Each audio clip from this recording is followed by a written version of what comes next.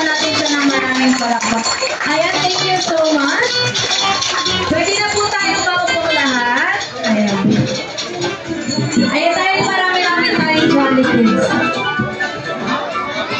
Ayan, bago tayo mag-start sa ating game, may dalawang katanungan lang kami sa inyo, Mami and Daddy. Ayan, kay Daddy muna. Daddy, ano yung paboritong gawin niyo or banding ni Princess? Manood ng TV. Ayan, di naman kayo nag-aaway? Di naman, ayan.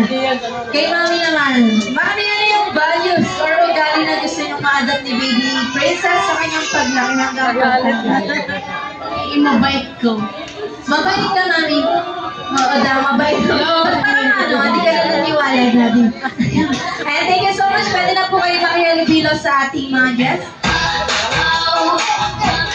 Ayan, sino dito yung mga Jolly Kids na gusto makatanggap ng game prizes na asa kamay? Lapit kayo, lapit at para maglalaro tayo.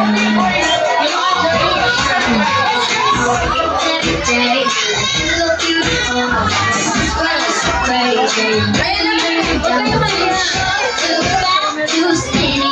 Wala. Ayan, sila gusto para na gusto mag-game prize kasi layo ko sa gitna. Ayan,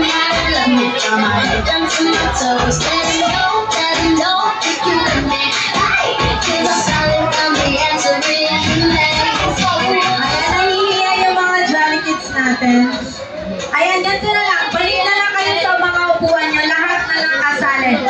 Alam nyo itong laro na to, madali lang to. Ayan.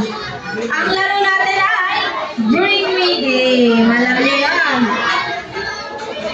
Kung sino po yung unang makapagbigay ng gamit na sasabihin ni Ate Lynn, bibigyan namin kayo ng game prizes. Magagamit nyo sa school nyo.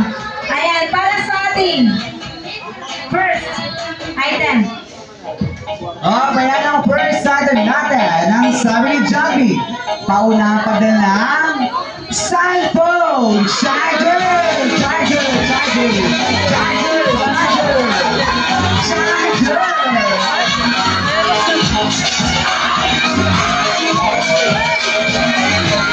Next item natin sa ating Joby, pauna pa din ng salamin sa mata!